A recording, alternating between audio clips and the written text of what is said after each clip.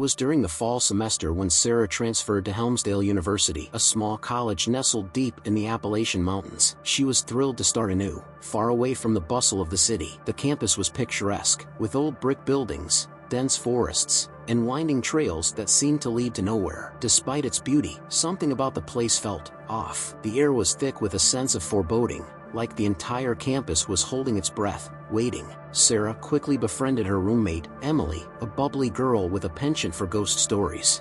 Emily was eager to share the campus legend of Ashcroft Hall, the oldest dormitory on campus. "They say it's haunted," Emily began, her voice dropping to a whisper. "A girl named Lily Thorne disappeared there back in the 1950s. She was last seen walking into the basement. No one knows what happened to her, but they say you can still hear her crying if you go down there at night." Sarah laughed it off, chalking it up to another exaggerated college tale. But as the weeks passed, strange things began happening. It started with the whispers. Late at night, when the campus was silent, Sarah would hear faint voices echoing through the halls. At first, she thought it was just her imagination, but the whispers grew louder, more insistent, as if they were calling out to her. She couldn't make out the words, but the tone was unmistakable, pleading, desperate. One night, Sarah woke up to the sound of someone sobbing. She sat up in bed, her heart pounding, and realized it was coming from beneath her, down in the basement. Emily was sound asleep, oblivious to the eerie cries. Gathering her courage, Sarah decided to investigate. She grabbed her phone and crept out of the room, the sound of her footsteps swallowed by the oppressive silence of the night. The hallway was empty, the dim lighting casting long shadows that seemed to move on their own. Sarah hesitated at the door leading to the basement, the sobs now clearer, more pained. With a deep breath, she descended the stairs, each creak of the wooden steps amplifying the dread growing within her. As she reached the bottom, the air turned icy cold, and the sobbing stopped abruptly.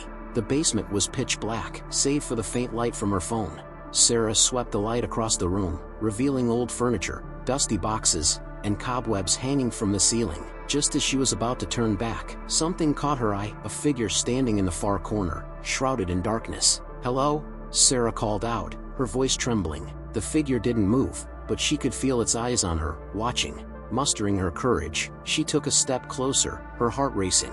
As the light from her phone fell on the figure, Sarah gasped. It was a girl, no older than 20, with long dark hair hanging limply over her face. Her clothes were torn, stained with something dark, and her skin was deathly pale. "Lily?"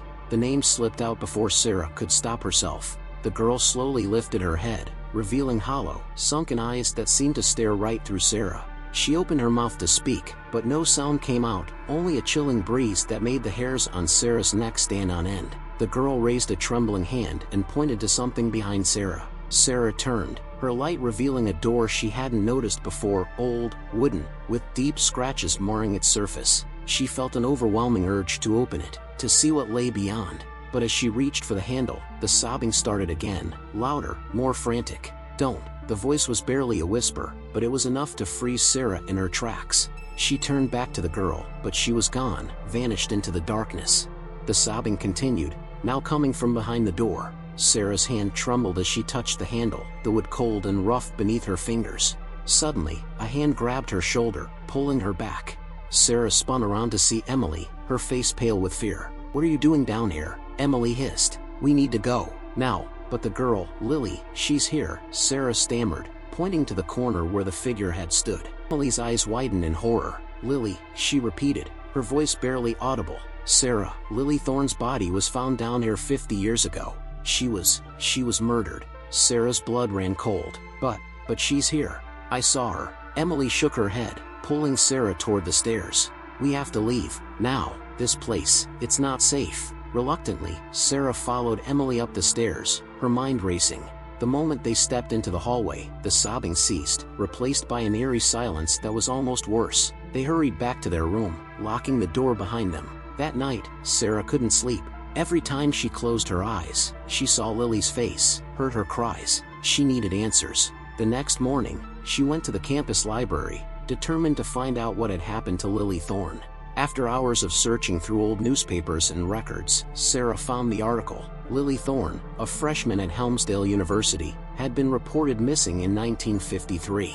Her body was discovered months later, hidden behind a secret door in the basement of Ashcroft Hall. She had been brutally murdered, her killer never found. As Sarah read the article, a chill ran down her spine.